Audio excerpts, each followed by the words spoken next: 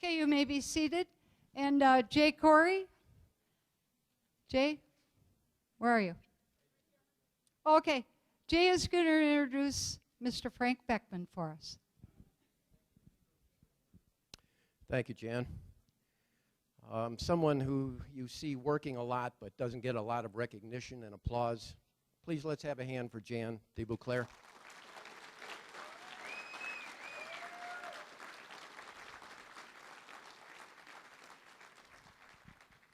My name is Jay Corey, and I'm with the Issues and Research Committee, and we help set up these events with a lot of other people's help. Well, this evening is an exciting evening. In this room tonight, it is a very high likelihood that we have the next junior senator from the great state of Michigan.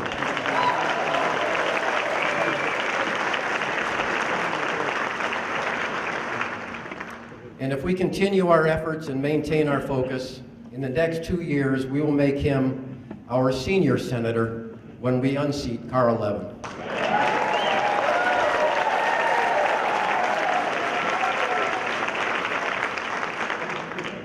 I'm certain that each of these gentlemen know it's an awesome responsibility to swear to defend and uphold the Constitution of the United States of America. And I hope they also know that the primary job of our next senator is to defend the citizens of Michigan from our overreaching and intrusive laws from governments, foreign and domestic.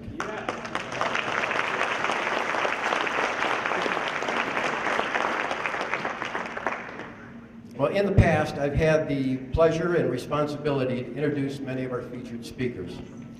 I've introduced some that have great knowledge, some with great character, some with very well known, some who are entertaining, and some with great insight. It's now my pleasure to introduce someone who embodies all of those characteristics. We're very pleased and proud to have Mr. Frank Beckman as our moderator for tonight's forum.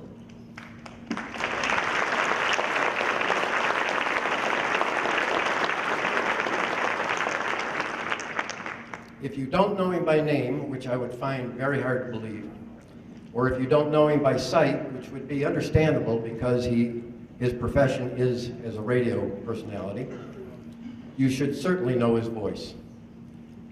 He is, in my opinion, the very best that WJR has to offer.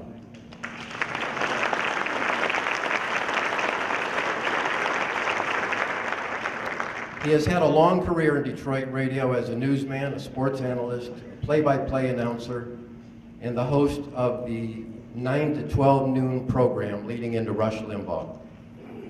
I consider myself one of the best informed people in Southeast Michigan because of his program.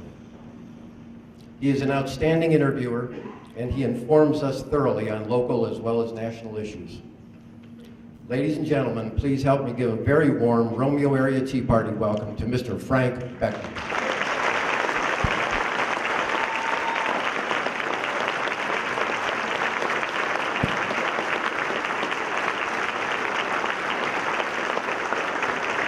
Thank you. Could you all just remain standing for a minute? I want to take a picture of this because my producer is not going to believe it. Thank you. Thank you all very much. Please be seated. I'm just kidding. It's so good to be with you tonight and to share the stage with the 5 men who are offering themselves up to serve all of us in Washington over the next 6 years. I got to tell you, Jay, you were sitting there going through that introduction. I was checking my pulse to make sure I was still alive. Jay mentioned that I'm in radio and I haven't seen a lot of you before, and that's true. As you can see, I've got a face made for radio. That's just the way it goes. I'm amazed I run into so many folks who listen who are part of the best informed audience in radio, and the response always seems to be the same when I first meet them. They say, you know, you don't look like I thought you did. I'm just checking your eye because you don't look like I thought you did either. So now to think about all we've read about you, Tea Party people. I mean, come on, all these descriptions of you. Let's see, you're a racist, you're bigoted, you're homophobes, you're xenophobes, you're hobbits. Where can I see one of the hobbits? I've never seen one in person before. And when I look out at all of you, what I see are my friends, I see my neighbors, and I see committed Americans who want to be a part of the political process, and who for years now, ever since we had a national health care system proposed, and that's what Obamacare really foretells for all of us.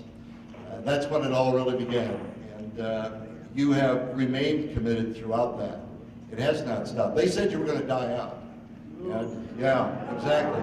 We saw in 2010 you didn't die out. And I have seen from your gatherings here and elsewhere that you're still committed and are still concerned about what's happening to the country. And I support and applaud each and every one of you for your efforts. Thank you for what you're doing. And I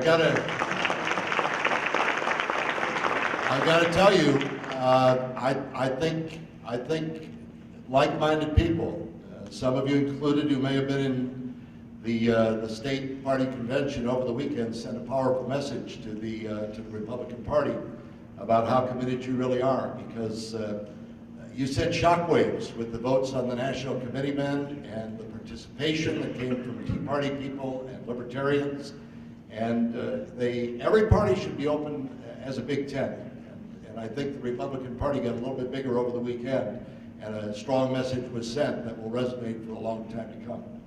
Now, the reason we're here tonight is not to hear me speak. You can do that 9 till noon tomorrow. And I hope you will, every day from 9 till noon. We're here tonight to meet 5 men who are candidates for the United States Senate. All the candidates were invited. Debbie Stabenow, I understand, did not respond. She was invited. Now, listen, I've got to tell you something. If I was a Democratic senator, I would show up at events like this. I would absolutely be here because I represent you too. And even if I felt from the outset that you may come into this gathering not believing in what I do, I'm going to try to convince you that what I'm doing on your behalf is the right thing to do. And I've never understood why they would try to avoid you. But she chose not to be here tonight. Pete Hoekstra, the former congressman, was originally, I understand, committed to be here tonight, and this afternoon decided he would not be coming. It's his choice, and you know, you make the value judgment on that. I don't pretend to. But he decided that he was not happy about a couple of things. He didn't have a firm grasp, he said, on the format, and he was not happy that one of the candidates was here, and we'll get into that in a little bit. His objection to that. You'll learn that as we go along this evening. But now it's time to meet the 5 candidates who are here tonight, who want to share their message with you and want to answer your questions. Let me give you a brief overview of how we're going to do this. I'll introduce each of the candidates individually, question them for a few minutes at the other podium. They'll have a seat up here. When all 5 of them are seated and we've completed that round of questioning, we will open it up to questions from the audience. Where's Jeff Humphrey? I think you all know Jeff. He's over there. He'll have a microphone, and he'll be stationed in the middle, in the aisle. Please form an orderly line behind him, and we'll get to your questions for the candidates and give them a chance to answer all that you have to ask, okay? So without further ado, let's get to our candidates. The first man is a business executive who drove a delivery truck while he was in college. And just because he went to MSU, I will not hold that against him personally. He became a software designer after college. He eventually began his own company focusing on accounting and billing for law firms. We're happy to have him here. He's written his own book now about his beliefs. Please welcome Peter Konieczny. Peter?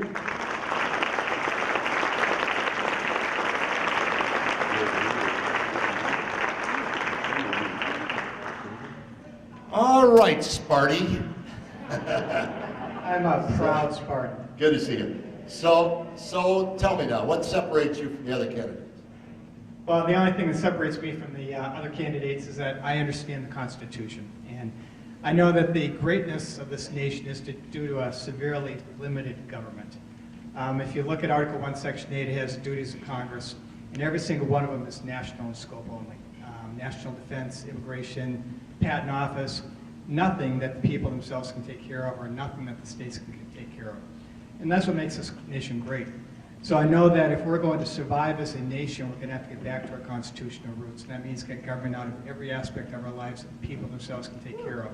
That means doing away with Obamacare, getting out of education, getting out of housing, getting the federal government out of housing, mortgages, student loans, energy, every aspect of life that the people can take care of themselves. And if we don't do that, we're not going to survive. You don't have a background in politics. I'd like to address a couple of things about that. Is it an asset or a liability? And why start now? What drives you to want to enter the political field now? I think it's an asset. You're right, I've never been in politics before. I've been a precinct delegate for a long time, but I captured that seat unanimously. I was unopposed, but I did capture it unanimously. But the thing is, I look at our government today and I see that it's so integrated into our society. Every single aspect of the federal government is integrated, every single aspect of our society. And whatever the government gets into that's outside of its constitutional authority, it literally destroys. So it destroyed education, in my opinion. It destroyed the housing market. It destroyed our energy reserves. It's destroying every aspect of our life. And I figure the representatives in Washington more or less encourage the destruction. And I just can't sit back anymore. So I need to go to Washington and I need to try and get us back to our constitutional roots. All right, given that we don't have a record to judge you on that way, give me an idea of how we are to judge you on what you would do in Washington. Well, first of all, I did write a book, as you said, because it's really hard to get my opinions into 30-second, minute sound bites. So I do have a book. It's called Empowering People Through Restrained Government. And I go through every single position that I can think of. I go through healthcare, I go through abortion, I go through separation of church and state, I go through how the Commerce Clause is being totally misapplied, I go through the General Welfare Clause, I go through every aspect of it. And every fiber of my being says we have to get back to our constitutional roots if we're going to survive as a nation. We can't incur trillion-dollar deficits, every single year and seek to survive. And I go through in my book how to balance a budget, and we can balance it. We don't have a choice. We cannot continue to survive if we incur trillion-dollar deficits. I go through how to actually reduce government back to its constitutional roots. And we need to do it quickly. We have to do it in, I'd say, 8 to 12 years. And that means getting government out of every aspect of our life. I go through the tax structure. And I truly support the founders because the founders had a great tax system, imposts, duties, and excises. And if additional money was needed, the states. That's all. They never taxed the people. I want to get back to that. The founders had it right. The government over the last few decades, since 1930s actually, have been steadily destroying our nation. Unless we turn our nation around, we're not going to exist, and that's what I'm fighting for. So philosophy would then be strict constitutionalist? Is that? You couldn't get any more strict than myself. Rush Limbaugh is to the far left of me. I don't know about you, Frank. I'm up in Roscommon, so I don't listen to your show all the time, but we're probably equal. Thanks for being here, Peter. Have a seat, and we'll have plenty of time to talk here this evening. Really appreciate you coming down. My pleasure. Our next candidate came over from Grand Rapids. Randy Heckman's an attorney. He served as an assistant prosecutor and as a judge in juvenile court. He stepped down after 15 years, and he did that because he wanted to run the Michigan Family Forum. Then he moved on to become executive pastor at Crossroads Bible Church as well. He also created his own company to advance the process of alternative and renewable energy sources. Let's welcome from Grand Rapids, Mr. Randy Heckman, who's also got his own book.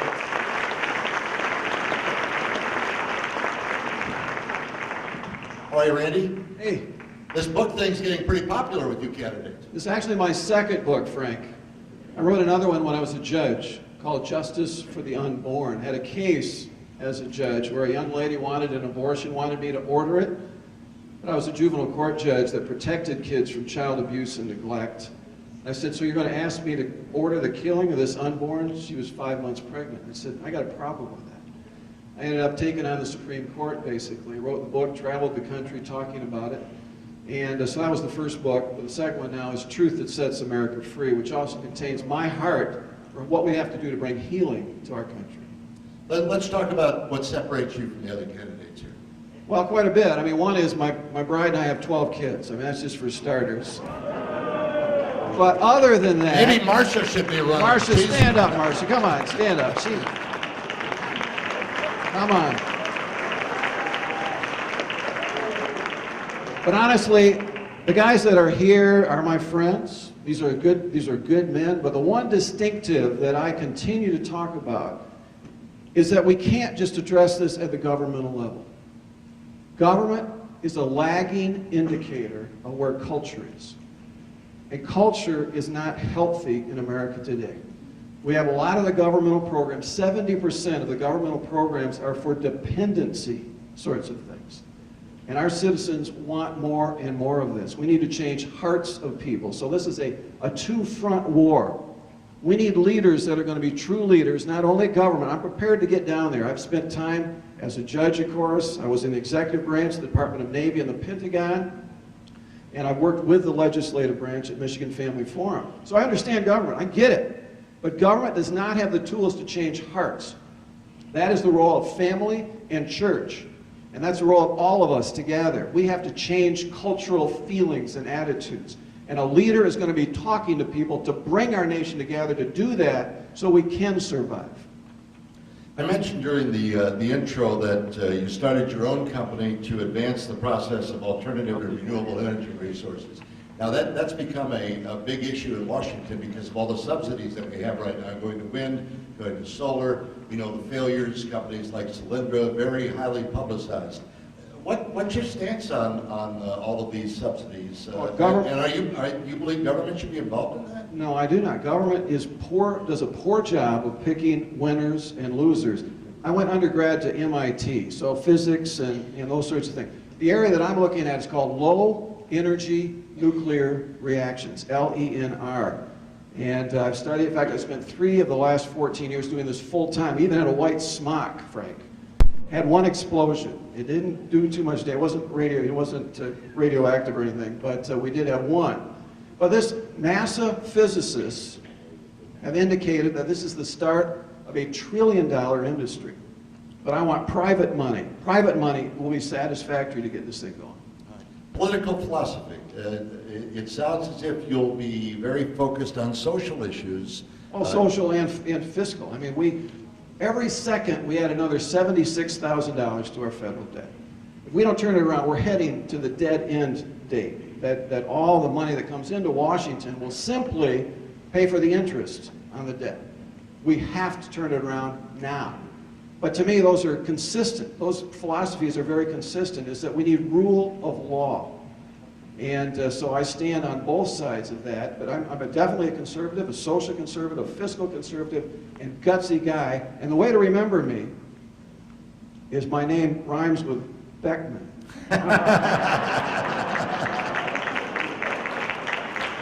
It's a good thing I didn't run. They would have trouble telling us apart, you see. Thanks for being here, Randy. I appreciate it very much.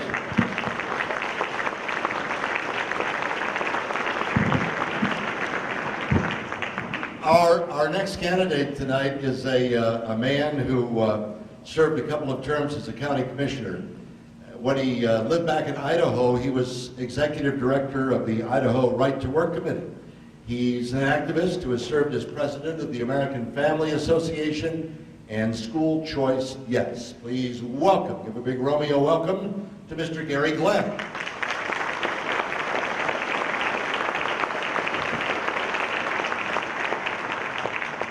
Welcome, Gary.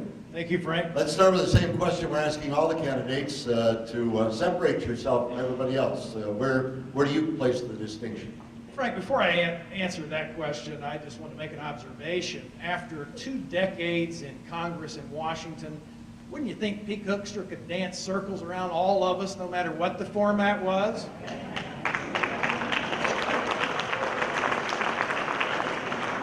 I think he just doesn't want these folks to learn about his record, which we'll talk about as we go on tonight. And your question was, Frank? Other than that, what do you think of Pete Hoekstra? Well, we'll get into that. We'll talk. But what separates you, Gary? What makes you different? Why Gary Glenn instead of any of the other candidates when we get to the polls? I want to make it clear to you Tea Party folks that I'm not coming to you tonight as an outsider. I was a speaker at the first Tea Party rally for the Midland County Tea Party back in April of 2009, long before I lost my mind and decided to run for the United States Senate. So I say, as a person of faith, I say with the full measure and weight of my words, thank God for the Tea Party. We We have held politicians of both parties accountable. We performed in 2010 the first function of first aid to at least stop the bleeding. But if our nation, if the patient is going to recover, we've got to finish the job in 2012. And I am proud to have been, after a 4 or 5 month vetting process, this coalition of 43 Tea Parties with debates and candidate interviews and surveys, a coalition that has since grown to about 50 Tea Parties, about 80% of all the Tea Parties in Michigan, endorsed my candidacy. Now, what does it mean? We saw what it meant in Indiana to have the support of a unified coalition of Tea Parties. What is it going to mean here in Michigan? The first indication was this past Tuesday. After the news media and some of these other guys on the front row were telling everybody there was no way I was going to make the ballot, wasn't going to get enough signatures. We have the highest signature requirement of any state in the nation just to be on the ballot, 15,000. And the Associated Press, Frank, reported as late as Monday afternoon that Gary Glenn was still scrambling to be able to make the ballot. And the next day we turned in 27,000 with an all-volunteer crew, more than any other candidate on the Republican ticket. So I'm here tonight as a proud Tea Party candidate. I'm not just going to ask for your support in the Republican primary. I'm here to respectfully submit my application to you for membership in the Tea Party caucus of the United States Senate. All right. Now, with some of the candidates, we talk about their lack of political experience. You've had a bunch of it. You've been around politics a lot and don't have as much practical experience in the business world, the real world. How should we weigh that as we manage our vote and consider you? Well, I've been on a public payroll twice. I was a county commissioner, as you mentioned, for 6 terms. I was on a public payroll, and I was on a public payroll on a part-time basis for 8 years as a member of the Army National Guard. Everything else I've done has been in the private sector. 25 years ago, I led the campaign that made Idaho America's 21st right-to-work state.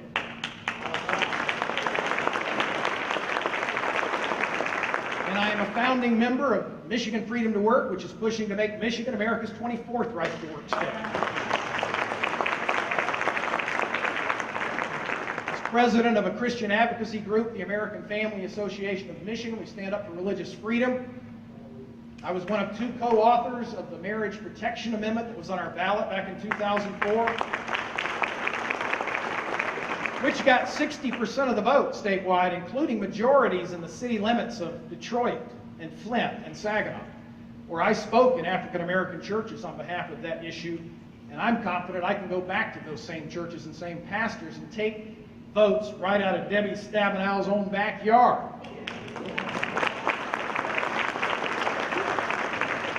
Free Press at the time, Frank, said that 2/3 of union members and 2/3 of African Americans supported the Marriage Protection Amendment. So Debbie Stabenow's not just out of step with us or with the Republican Party. She's out of step with 2 core elements of her own Democratic Party base. And I will be the candidate who has the guts, who's comfortable confronting and holding her accountable on that issue. The typical Republican probably would consider that a little controversial and uncomfortable. I don't. Gary, thank you very much. We'll have more from the audience coming up in just a little bit. Our next candidate is the founder and the former CEO of Cornerstone Schools. He's a lawyer who has served as president of the State Board of Education, served as a U.S. Bankruptcy Court trustee, and for the U.S. Legal Services Corporation. In private business, he was director at Munder Capital Management, and now he is seeking the GOP Senate nomination for the 2nd time in his life. Please welcome Mr. Clark Durant.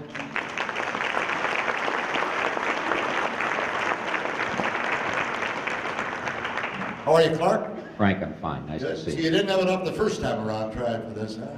I was young then, Frank. So what did you learn from that, running the first time? Well, I learned 2 things. When Ronald Reagan, the greatest president in our lifetime, don't you all agree? Ronald Reagan asked me to do 2 things. Number 1, he appointed me to an agency that was one of the most controversial in Washington. It was so controversial that the left had appointed and had approved a woman you all know. Her name was Hillary Rodham. And President Reagan and the Attorney General, William French Smith, said we needed a a person of great conviction, of great courage, and a willingness to challenge the status quo, to fight the spending culture in Washington, and to take on the special interests. If I'm good enough for Ronald Reagan, I hope I'm good enough for the people of Michigan.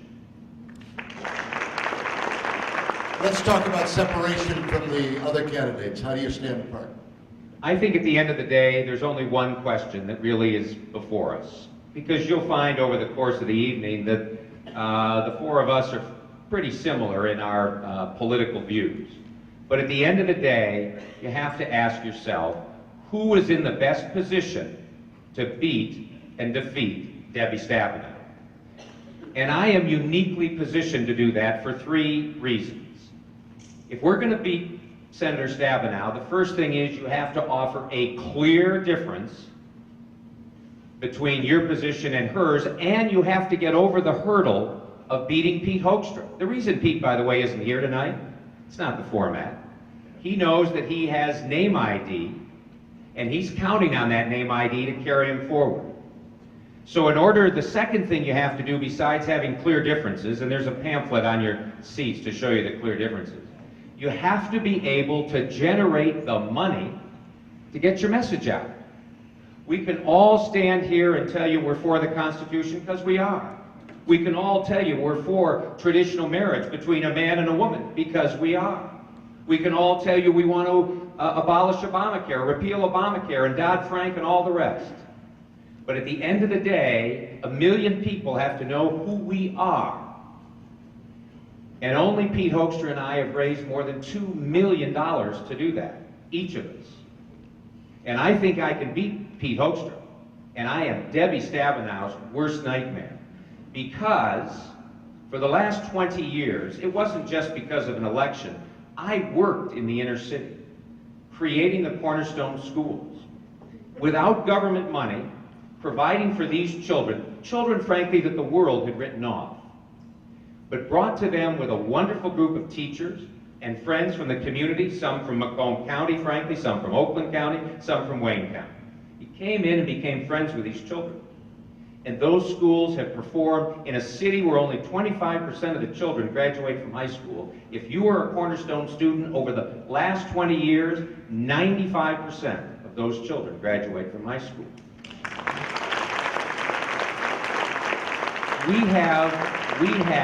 I have Democrats. They're not waiting for me to come around and talk to them again in their churches. I have Democrats in the city who have already said, you win your primary, we're endorsing you. I have other Democrats and independents, even though I am a rock-ribbed Ronald Reagan conservative Republican, that have held fundraisers for me, put me on their radio shows, because they know in a state like Michigan, if you don't penetrate Debbie Stabenow's base, you can't win. And they're helping me to do that. But I saved a railroad. It wasn't that I was a trustee in bankruptcy, as Frank said. The second thing I did under the Ronald Reagan administration was I took a bankrupt, state-owned, state-subsidized railroad that I was told to liquidate. And all these people were going to lose their jobs. I had 14 labor unions I had to negotiate with. I had close to $100 million in debt and claims. What we did, we tried, and it was owned by the state. It was the Ann Arbor Railroad. We took the free enterprise way.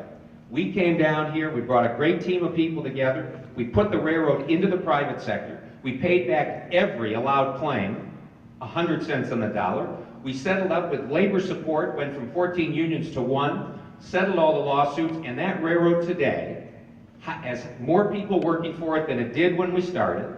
It's making money and paying taxes. And the Democrats and others, even the Republicans, said liquidate it. I fix broken things.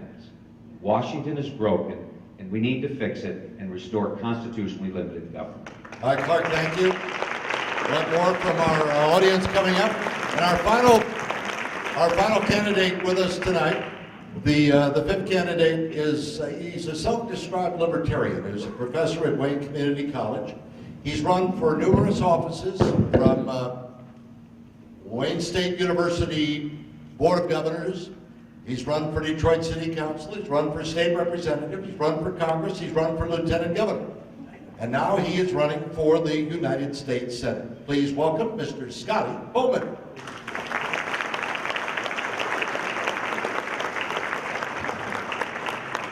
Who has never coached the Red Wings, right? Pardon? You never coached the Red Wings. No, I have not. And by the way, some people ask if I'm the real Scotty Bowman, and I point out that actually he was William Scott Bowman, and I am actually Scott Bowman, or Scotty Bowman. So you're the real Scotty Bowman. Yes, I am. All right. Now, I understand you recently tried to get the petition signatures you needed to get on the ballot as a Republican, weren't able to do that, right?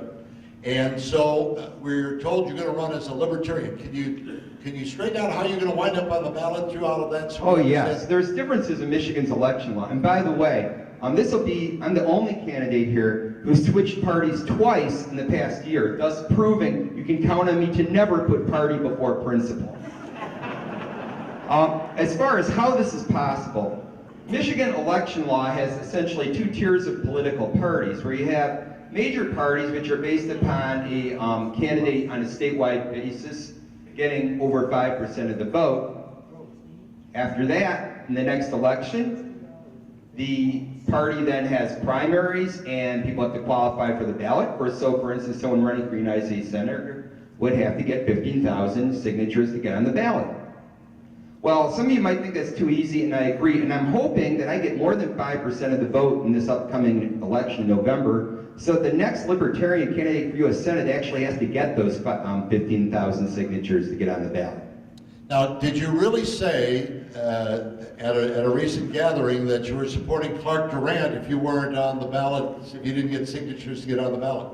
Well, because actually, that's what upset Pete Hoekstra so much about your presence here tonight. He thought he was being double teamed. I'm not making this up. I think we I'm need a just relaying senator the with a information. thicker skin than that. Yeah, what I said is, out of the four gentlemen present, if I had to pick one in the Republican primary, I would vote for Clark Durant. And I will be voting in the Republican primary. Of course, now there's more gentlemen present, so I mean, I'll have even broader, well, I mean, not all here, but more on the ballot than I knew about.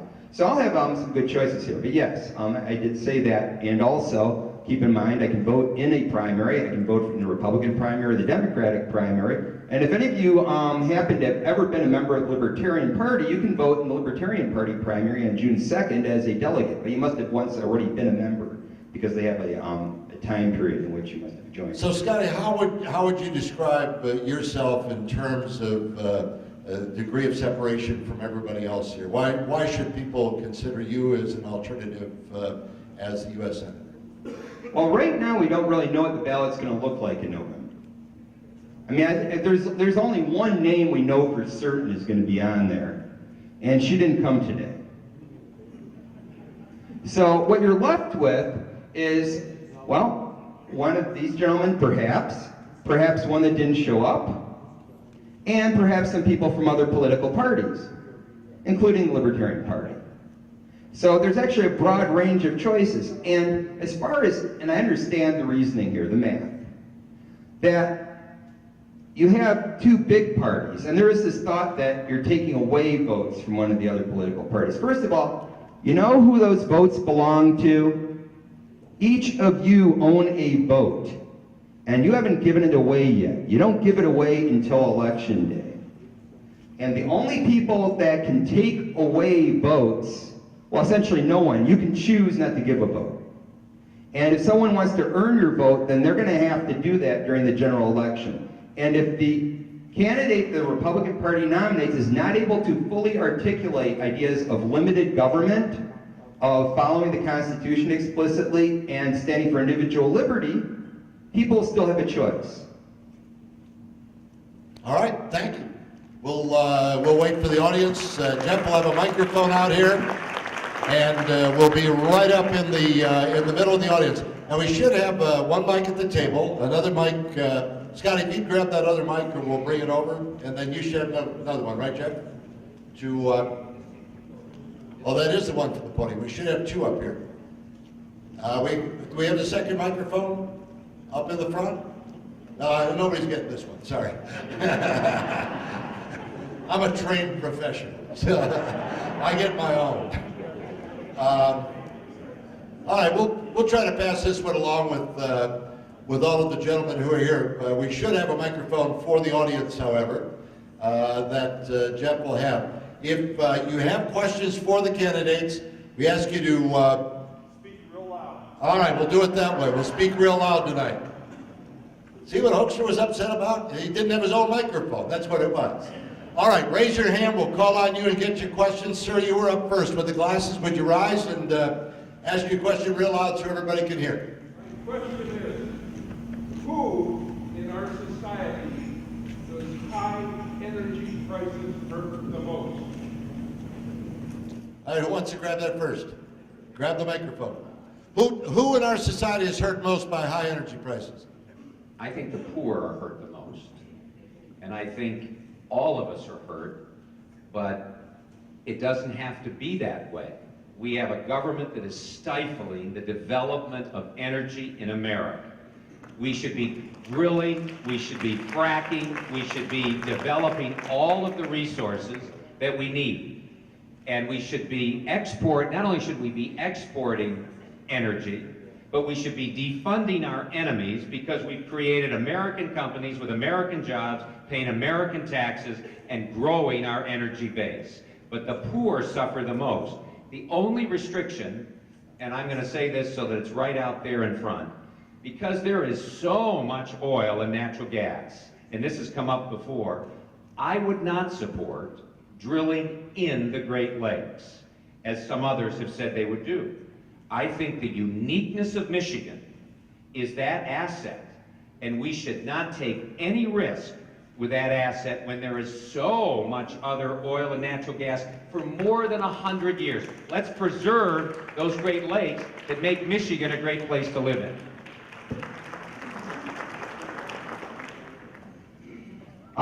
Actually, I don't think energy prices are that high. And before you say, what? Where's he been? Thank you. I'd say the dollar is too cheap. You can get the same amount of gas for a given amount of gold as you could 20 years ago. What has happened is the value of money has dropped so much relative to the cost of certain other commodities that are fairly fixed in cost due to a limited supply, that now we have to spend more dollars to get those things. But what has happened right now is the government, since it went off the gold standard, has been printing more and more money. And what has happened, when it prints more money for the people getting that money immediately, the people getting handouts from the government, that gets them ahead. They feel like they're richer.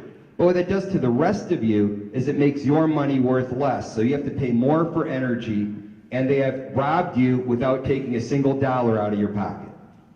All right, Gary, we'll try to limit everybody's answer to about a minute so we get a lot of questions in, okay? This is not just an energy issue, it's a jobs issue. Penn State University did a study that said if we'll aggressively harvest our own oil and gas resources, we'll create 800,000 American oil and gas jobs. And some of those jobs will be right here in Michigan. I've said throughout this campaign we've got an estimated 1.4 trillion barrels in the United States of America. That was more than all the other 10 top oil-producing countries in the world combined. But a young man, about 17 or 18, pointed out to me last week, sent me a link to a news story that said just out in a 3-state area in the Rockies, they found 3 trillion barrels. Only 60% of which, with modern technology, can we access, but just that 60% is equal to the rest of the world's oil, just in the United States of America. Did God bless America or not? So we will not only create jobs in Michigan and throughout America by aggressively harvesting our oil and gas, we'll bring down the price of gas, and we will no longer be dependent on countries that don't like us, some of which would like to blow us up. So we can be secure from a national security standpoint. With those kind of resources, if we are not energy independent, it is a matter of policy choice. We have seen clearly that choice when President Obama refuses, through his EPA, which we ought to shut down, refuses to approve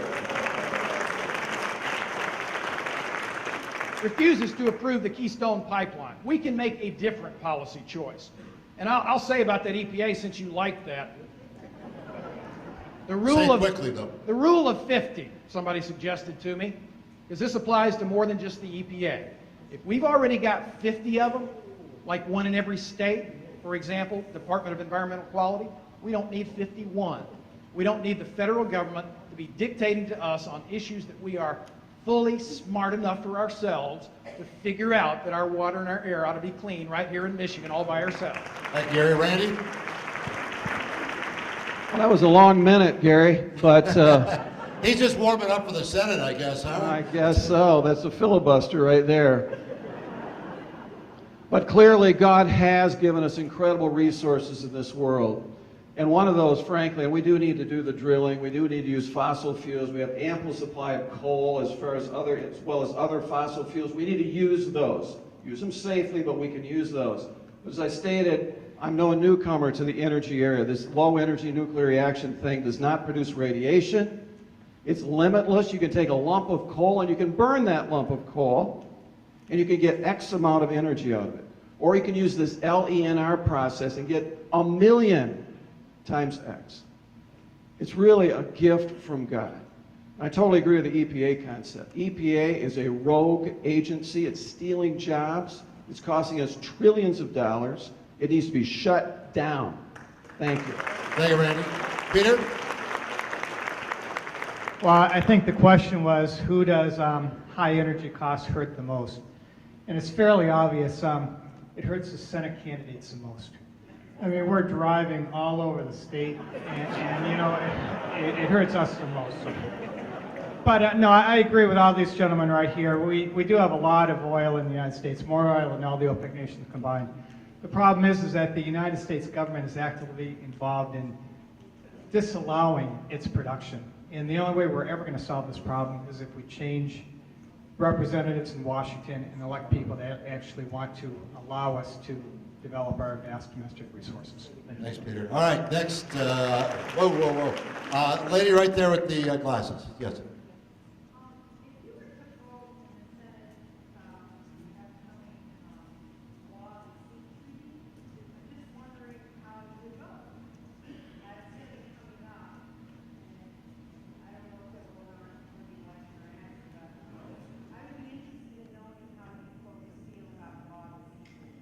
All right. Explain the sea treaty to everybody if you would, Gary. I would vote against the law of the sea treaty as a threat to American sovereignty. I would vote against similar UN-sponsored treaties that threaten our gun rights, that threaten our parental rights to educate and raise our own children. I would vote against Agenda 21 or any federal funding of it. But rather than piecemeal each one, I just refer you to the statement on my website that's been there from the first day it went up late July of last year, that we ought to simply get out of and defund the United Nations. Get us out.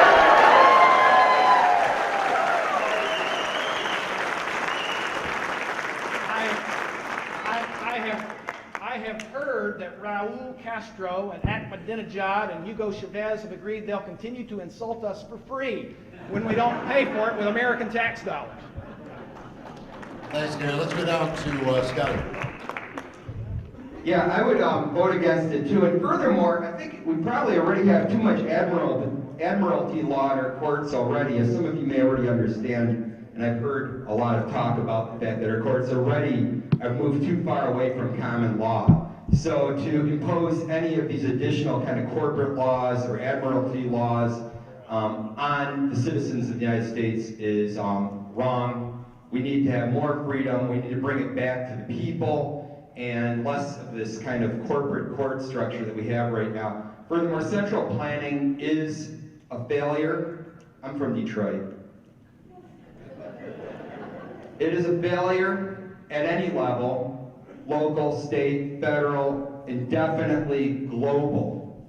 And so I like to echo Gary's words, and yeah, let's get out of the UN, let's restore American sovereignty, and let's get out of entangling alliances that are not necessary for the security of this nation.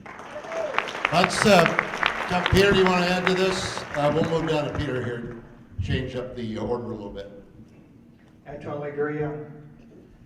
I am no fan of the United Nations. I am very much of a sovereignty person. I think we have to secure our borders, but as far as laws, I do not want the United Nations or anyone telling us anything dealing with the sea. That's how I feel. All right, thank you. Randy? I did keep it to less than a minute. You did, very good. You're commendable. And I say ditto to the voting no on that law of the sea. But let's remember what it is about America that makes us distinctive from all the other nations in the world.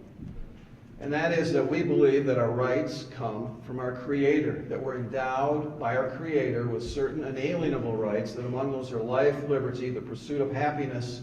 The next sentence in the Declaration, to secure these rights, governments are instituted among men deriving their just powers from the consent of the governed. Those two sentences are profound. I am so proud of what our framers did. They understood what government's role is to create this environment in which free people can create wealth, which has been done. We were 5% of the world's population, and yet we became the richest nation in the face of the globe, in the history of the world, because we had two things. One was a government that understood how people are wired, allowed people to be free, and this gets back to the point I made from the podium there. We had self-governing citizens with virtue. America does not have a lot of self-governing citizens today. And that's what needs to change in addition to government. You're going to hear me say this more than once. Don't assume that one of us smart guys is going to walk to Washington with a magic wand, wave it over the Capitol, and it's all going to get better. Change bubbles up from people. The strength of a nation are people, not government. That's very important. Randy, thank you. Mark, want to add anything there? I don't have anything to add. All right. Next question. Let's go in the back. Right there, gentleman with the beard. Yes. Thank you. The question basically works around the right to work. Many of us in the state of Michigan working hard to get the right to work and still in the state. But for all you gentlemen, I'd like to know, there's a national effort, national right to work in the House of HR 2040 underway, trying to get it encompassed governmentally across the country. My question to you is, how would you vote if you're given that opportunity, in favor or against the national right to work? And I'll add to it, please don't use the 10th Amendment, because I think the 10th Amendment gets used whenever a politician wants to speak. No skating here, Bob. I led the campaign to make Idaho a right-to-work state. I helped the state of Oklahoma in 2001 when it was on the ballot there. I'm a founding member of Michigan Freedom to Work. If I'm elected to the United States Senate, I will join every member of the Tea Party caucus of the United States Senate as a co-sponsor of a national right-to-work law. And on that basis, the National Right to Work Committee, PAC, has endorsed my candidacy because they know my record of leadership on that issue, and they know Pete Hoekstra's record in Congress. Pete Hoekstra has been funded and endorsed by Jimmy Hoffa and the Teamsters throughout his political career. Not surprisingly, he has been opposed to state and national right-to-work legislation. Now that he's running for a federal office again, he now suddenly says he's for a state right-to-work law. When he was running for governor in 2010, said he was against a right-to-work law. And in 2007, Pete Hoekstra joined Debbie Stabenow and then Senator Obama in co-sponsoring a bill that, if it had passed, would have by federal mandate forced every state and local government in America to open up its police and firefighters and paramedics to being unionized. That would have strengthened the stranglehold that AFSCME and SEIU and Teamster union bosses have on state and local governments, and it would have funneled tens, if not hundreds of millions of more dues dollars into the pockets of those same union officials who, last time I checked, don't spend a lot of that money helping elect candidates who share Tea Party principles. So right to work, I think, should be a universally guaranteed fundamental right to have a job without being forced to join or pay dues to a labor union that has become the political apparatus of the hardcore socialist left in this country. That ought to be guaranteed in all 50 states. And it's not just a freedom issue, it is a jobs issue.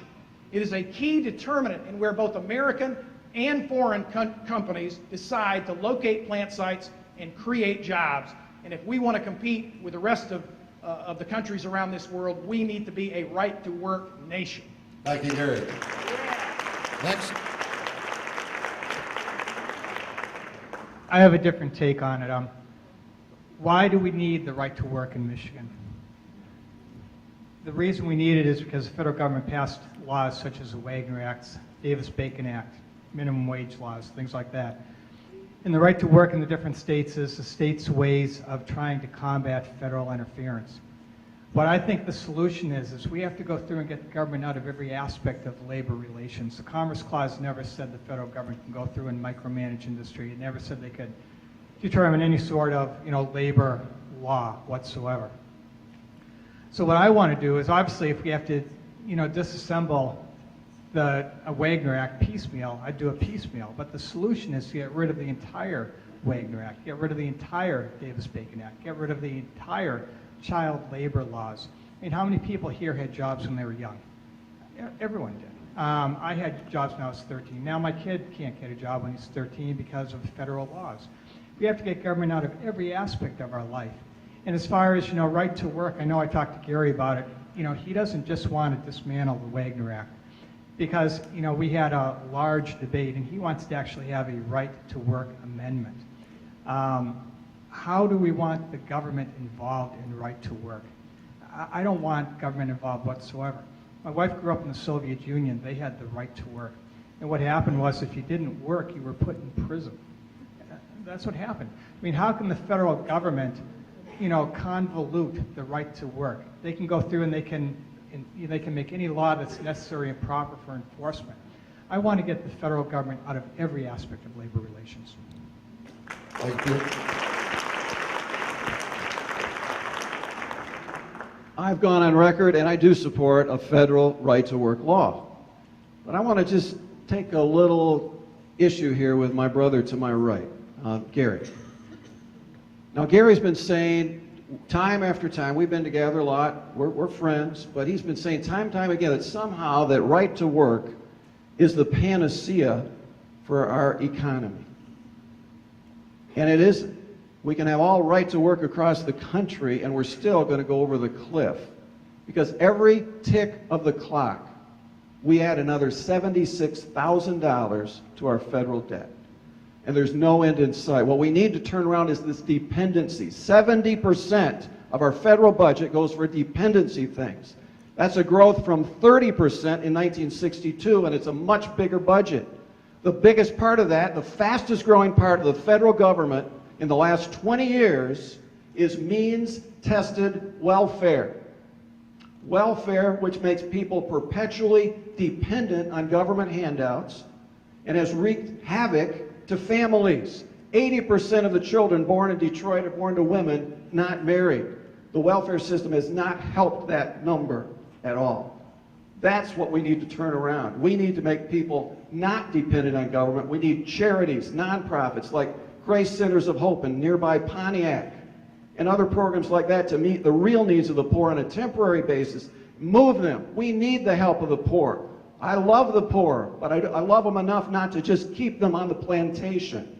That is the biggest issue of this campaign. Thank you, Randy.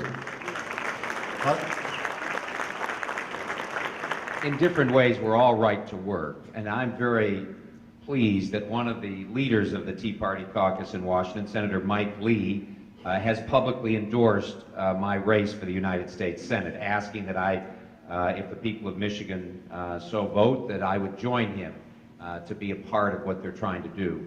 But I agree also with Randy. I think that what we have to focus on is the enormous debt and spending that is crippling our country, that has been brought to us by both Republicans and Democrats.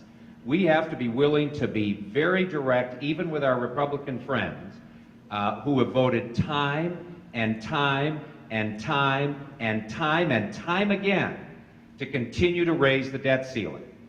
Because if that continues, literally it's going to be worse than Greece in our country.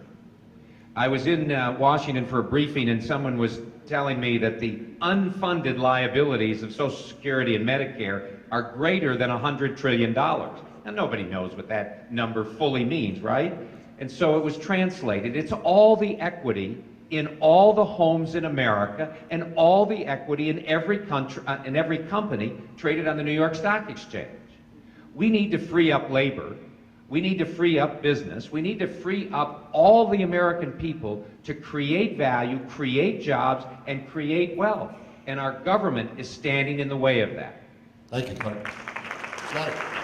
A couple of things. First of all, I'd like to largely echo what Mr. Kenichi said about the role of the federal government in labor relations. I think a lot needs to be paid attention to in details and not just take a blanket phrase like right to work and automatically say you're for or against it, but specifically what does a particular law say? And I've heard, and I haven't had a chance to read the specific bill the gentleman mentioned, but that there is right to work legislation that does specifically just remove federal interventions. And I agree with that. And not copping out with the 10th Amendment, but because of the 10th Amendment, I agree with it. That the federal government has no business interfering in intrastate commerce, for one thing, and it doesn't have to interfere in interstate commerce if it's not necessary. And the Wagner Act and the Taft Act and so forth should be repealed.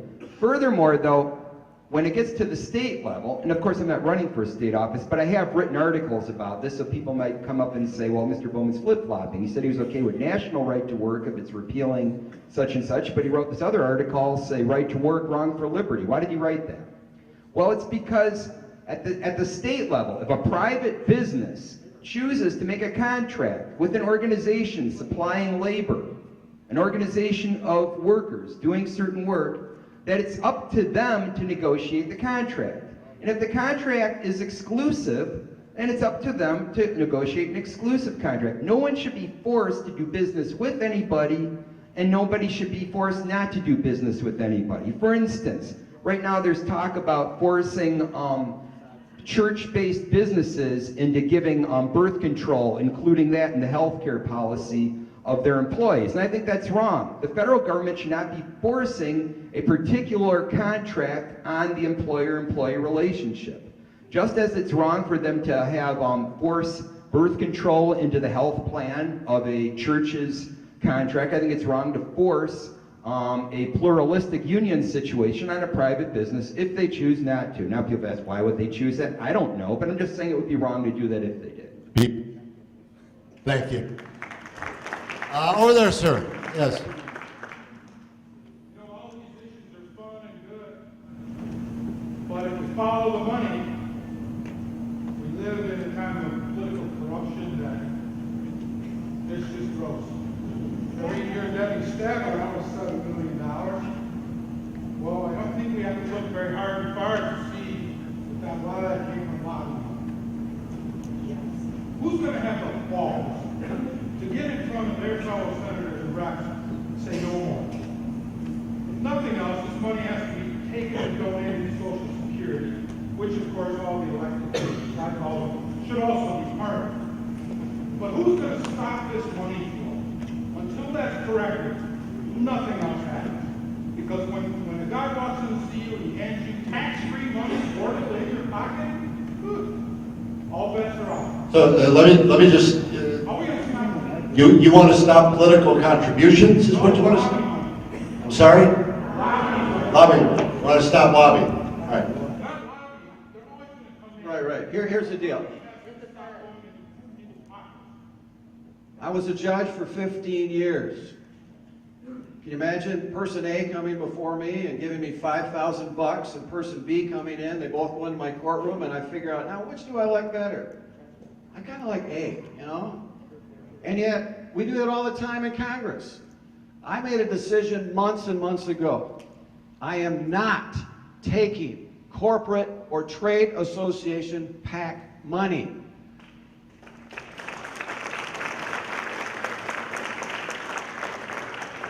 I answered a questionnaire of the Grand Rapids Area Chamber of Commerce today, and they are dangling dollars. I'm not saying they're going to endorse me, probably with Pete Hoekstra over on the west side. They may be inclined to go, I don't know.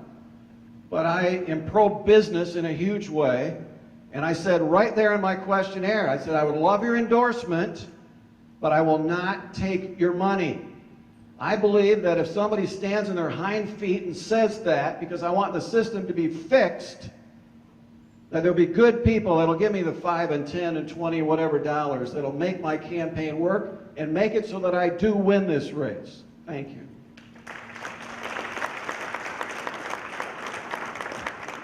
The thing is, what was your name again, sir? Tom. The thing that Tom was just saying, it's very, very critical. Our founders were not stupid people, and they were extremely, extremely wise people. And they already solved the problem. The problem is that every function that the federal government is authorized to perform is national in scope only. And if you read Article 1, Section 8, it's national defense primarily, it's national immigration, it's weights and measures, patent office, national court system. Nothing that deals with the lives of the people. The reason we have so much corruption in Washington today is that the federal government has so far exceeded its constitutional authority that every single crony capitalist in the country wants to gain special favor or special advantage, through Washington. The only solution is to get Washington out of every aspect of life where it does not belong. And the way we're going to do that is you have to elect someone like me, because I have no desire whatsoever to go along with the status quo. Anything that comes before me, I will say, get it out of federal authority if it's not an Article 1, Section 8 duty. So we should not be involved in healthcare. Look at all the pharmaceutical companies that are lobbying for special favors for the FDA. It shouldn't be before banking or mortgages, because look at what's happening with Wall Street. It shouldn't be energy. You look at GE and Dow and things like that. It shouldn't be automotive, because every single automotive company is trying to get special favor through Congress. The sad part is Congress has no authority for any of those things. So the only solution is to get government back to its constitutional roots, which is what every single fiber in my body is fighting for. Thanks, Peter.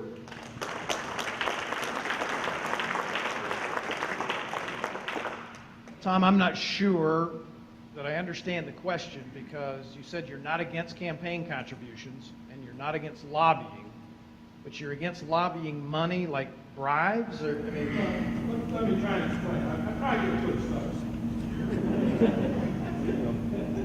What I'm trying to say is, it is my understanding that a person would come into your office representing the oil industry, and he would say, this is our issues here, maybe your staff can read it, and here's $10,000 for your time. And you take that money and you put it in your pocket, tax-free. if that's the case, they end up in prison if they get caught. Well, you do it here, we all know the person who not be elected. Now, I got that from a former state rep, who told me that was going on. All right, well, I think you made the question easy to answer. If somebody is accepting bribes, they ought to go to prison, whether they're members of Congress or any other citizen. I support right-to-work legislation. If the National Right-to-Work PAC wants to contribute to my campaign, I will proudly accept it. I'm pro-life without exception. If Michigan Right to Life wants to contribute to my campaign, I'll accept it. I believe marriage is between a man and a woman. If Family Research Council's PAC or AFA, American Family Association's PAC wants to contribute to my campaign, I'll accept that. My understanding is that where most of that special interest money gets spent is in getting special breaks in our tax code. That's the biggest source of the abuse. So I think one way we could solve that would be to eliminate the federal capital gains, inheritance, personal income, payroll tax, and corporate income tax, and replace it all to the extent we do. And I'm not saying we ought to replace the same amount of money, but even if we're revenue neutral, we could replace it all with something called the fair tax. And then nobody gets special treatment, and the overwhelming majority of all the money spent lobbying Congress to give special tax exemptions and tax deductions here and there would be largely addressed. But if I understand your question, anybody who accepts money in the pocket tax-free for voting a certain way ought to be in the federal pen. Thank you, Gary. Tom, I think whoever told you that, you ought to really go back to them and find out who they were talking about getting that money that was going directly into their pocket, because that's not how things work. But Tom, I think your question also raises some other very good questions that the people, frankly, need to talk about. The first is, I'm one of those people that we've raised a lot of money. As I said, just over $2 million so far. Of that $2 million, all but probably 0.5%, have come from individuals. Little contributions, $25, $5, $10, and other people who can give $5,000. It's come from all substantially from individuals.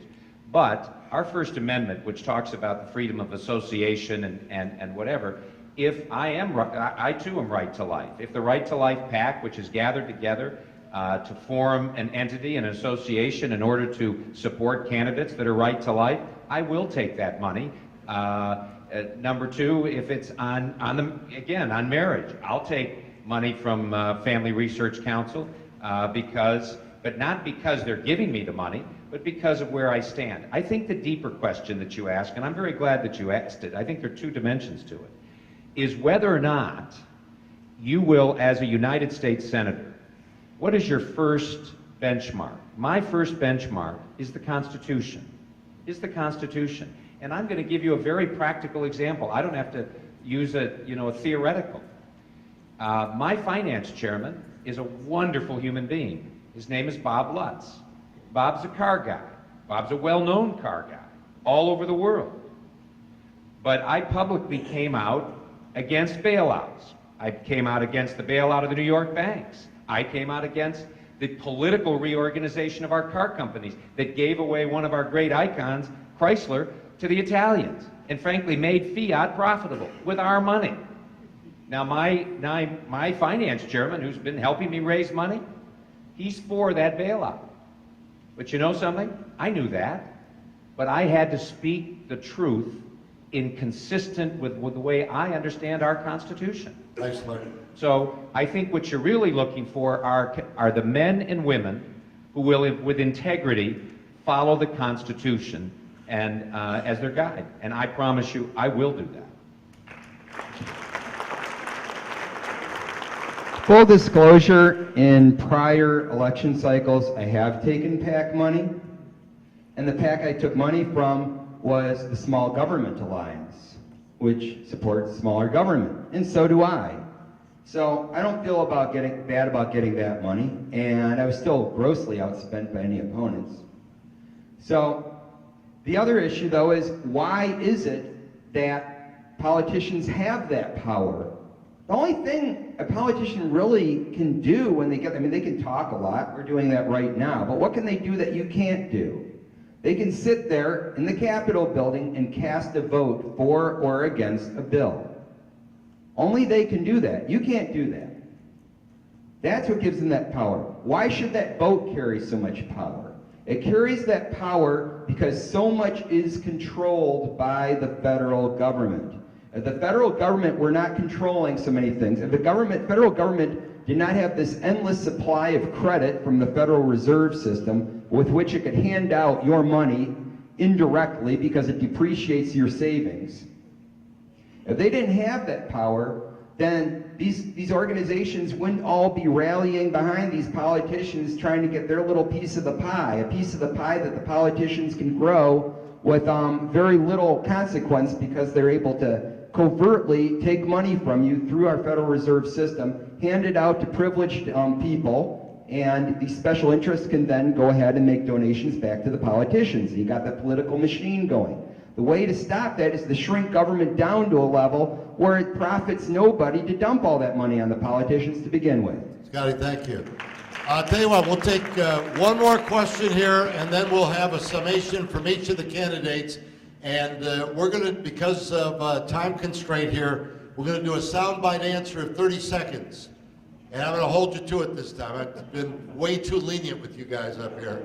You have all proven that you're able to filibuster on the floor of the Senate. Congratulations. But you've gotten a message out to people, and that's important too. And that's why I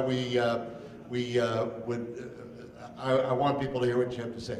I want to get a lady. There's a lady way in the back waving, right back there, ma'am. Stand up. You, I'm pointing at you. Right, no, you're a guy. Right to your right. There's a lady, two to your right. A lady, two to your right over there had her hand up. Ma'am, see that? All the ladies look to the fella standing right there. See him? She deferred it to me. All right, now, I want that lady to stand up and ask her question. She's looking at you, right? Tell her to stand up and ask the question. Not you. All right, I'm going to a different lady. Ladies only. All right, way in the back there. You got it, ma'am. Thank you all for coming, and I would like to know what you think about the American Laws for American Courts bill. Louder, louder. I would like to know what you think about the American Laws for American Courts bill, and if you were able to vote on it, I want to know how you would vote on it. All right, American Laws for American Court bill, how would you vote on it? President of the American Family Association of Michigan, we had a meeting last summer with state legislators, Senate and House members, and we went through a list of bills that would pursue an offense, a pro-family, pro-American agenda, and that was one of them. Representative Dave Agema agreed to co-sponsor it. If I had a vote on it in the state legislature, I would vote for it. If such a thing came up in the United States Senate, I would vote for that. We should have American law apply in American courts, and no Sharia or other foreign law ever show its face in American courts.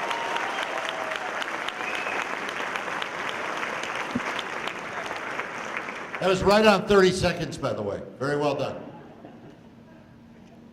American law for American courts, no foreign law, that's what I support.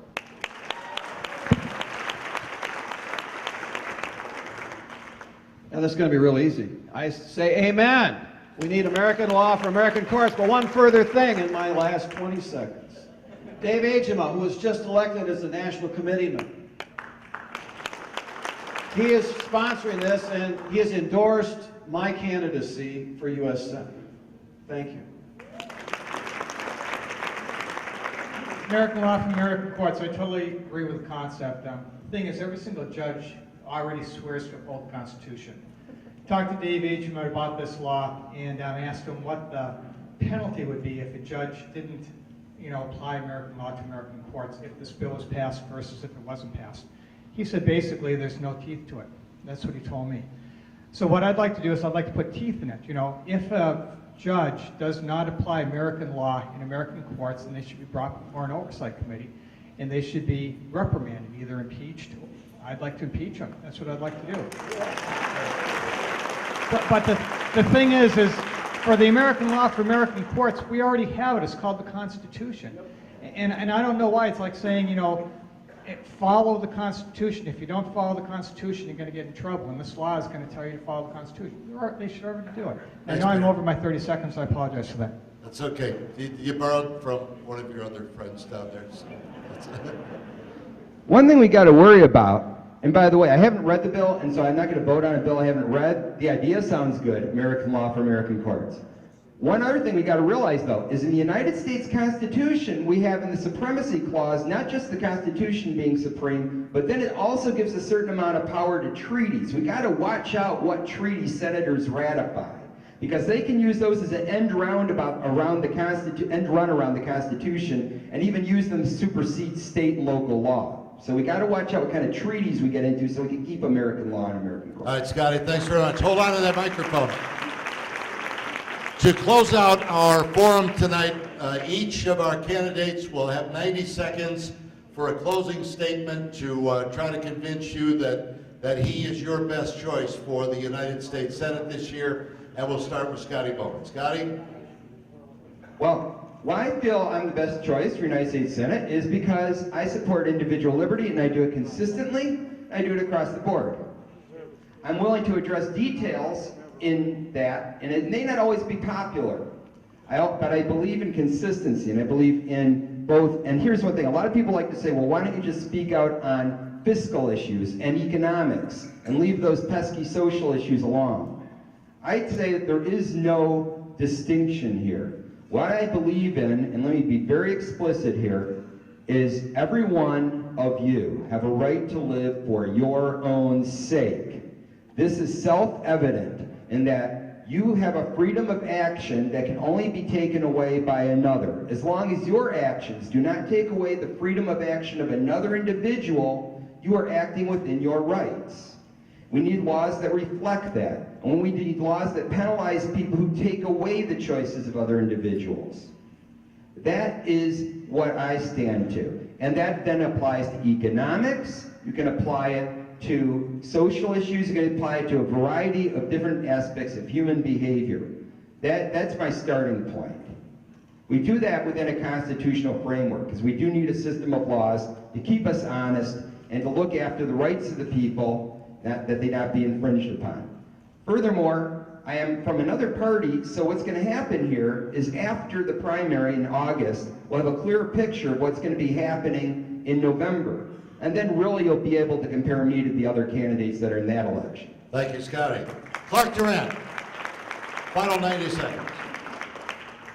For 40 years, starting when I was a 23-year-old vice president of Hillsdale College and a founder of Imprimis, I have been a rebel with a cause. I have been willing to challenge the status quo. I've been willing to go against all of the special interests and all of the conventional way of doing things. I want to be your rebel with a cause, with our cause, to challenge Washington, fix it because it's broken, restore constitutionally limited government. Larry Arnn endorsed me because he said we have a constitutional crisis and Clark Durant is the best person equipped to go down to Washington to deal with it. Ronald Reagan asked me to do two big things. I'm asking you to do one thing. Send me to Washington so I can be your rebel with a cause. It is outrageous, and I was delighted to see today that 40 Catholic organizations have taken on the president, and we need to continue that because what he is doing is violating our First Amendment rights. And you know, Susan and I joined the Catholic Church 6 years ago. I'm very grateful for that. And I would ask more churches and more institutions to join all these Catholic institutions to fight this president and restore our First Amendment rights and restore freedom in America. God bless you all. Thank you, Clark.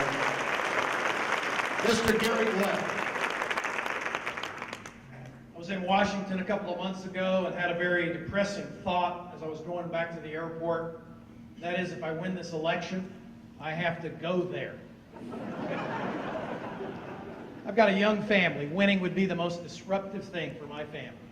So why do I risk winning? Why do I care so much? I was raised by a World War II Marine who survived the attack on Pearl Harbor.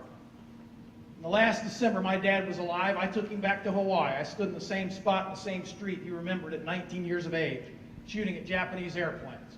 Because he was a survivor, I saw a Major General salute former Staff Sergeant James R. Glenn. Found his best friend's grave. It was my father who taught me, not just by his words, but by the testimony of his life, to love my country. And I believe everything he taught me to love about America, our liberty, our free enterprise system, our strength and security, our founding Judeo-Christian principles are all at imminent risk of being lost in a way we as Americans would never have conceived possible. If Barack Obama and Debbie Stabenow are reelected, given another term, given the chance to finish the job of implementing their agenda, they threaten to take away my children's birthright of freedom and turn our country into the United Socialist States of America. And we and our children might not ever get a free country back. I feel a sense of duty to do whatever I can to stop them. I swore an oath as an Eagle Scout to do my duty to God and my country. And 20 years later, I took another oath in the Persian Gulf buildup to uphold and protect the Constitution of the United States against all enemies, foreign and domestic. And I believe the threats to our liberty today come more from sources that are domestic than from any power outside the borders of this country. Thank you, Gary.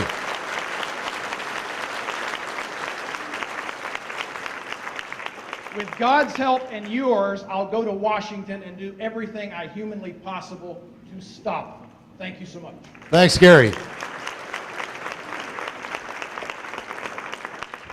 Randy Heckman.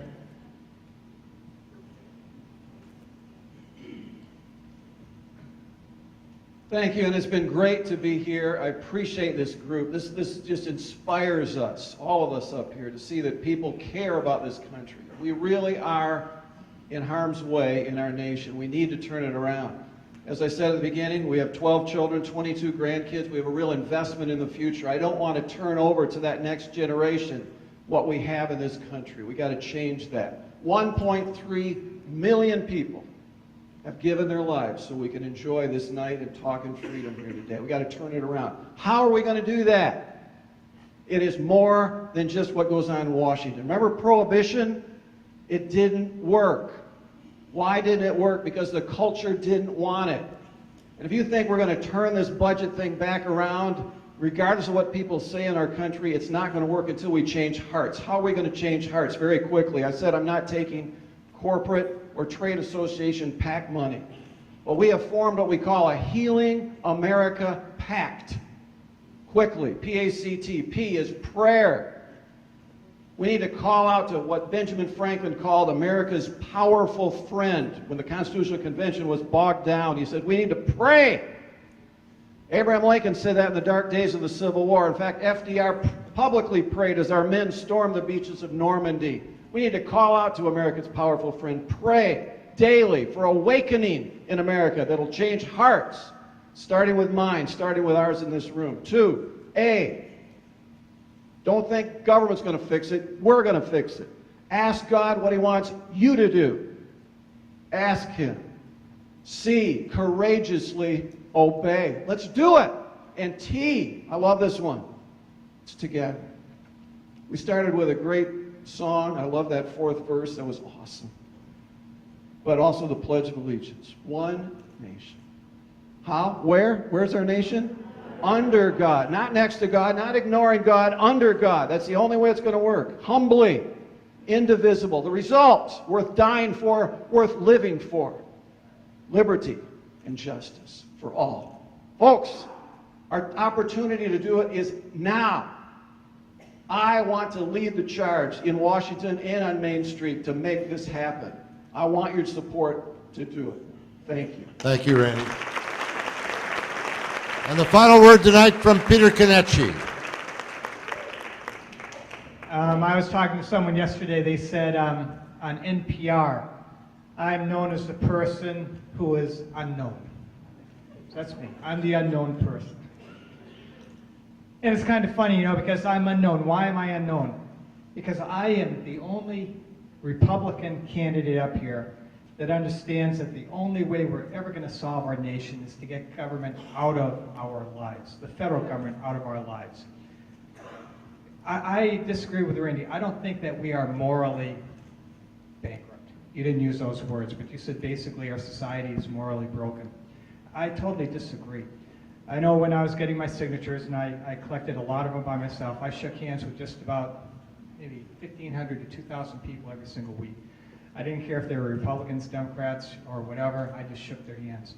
And virtually every single one of them loved our nation. Virtually every single one of them wanted to get government out of our lives and just be left alone.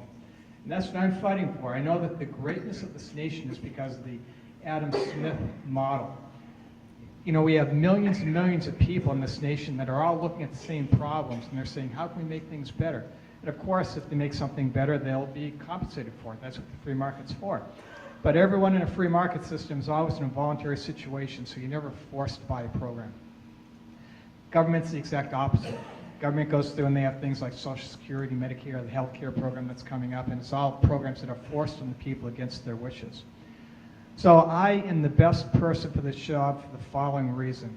I know that if we get government out of our lives, if we decrease the tax burden back to how the founders originally proposed, this nation will skyrocket into prosperity again because of the people within the United States. Again, I want government to have nothing to do with our lives, and that's what I'm fighting for. Thank you. Thank you, Peter. 5 very committed candidates, 5 very distinct personalities. One thing in common, they all want to serve you. Thanks to all 5 of you for being here tonight, taking time out of your schedules to meet with voters face to face to get to know more of them. But most especially, thanks to all of you for being here tonight, for showing your commitment to our country by your interest in this campaign, taking time out of your lives and your schedule, and giving up personal time to be here because it's important to you. It's important to all of us. That's why we're here together tonight. So thank you for being here. Please keep up your activism. Please stay involved. Please hold public officials accountable as you have shown you're willing to do so far. Don't give up. Don't be discouraged. Keep working hard. Find the candidate you like and work for that candidate. God bless you all. Thank you for being here. It's been a delight to be with you. Let's hear it for our candidates one more time. They'll be at their tables to meet with you and share a few words before they leave, I'm sure.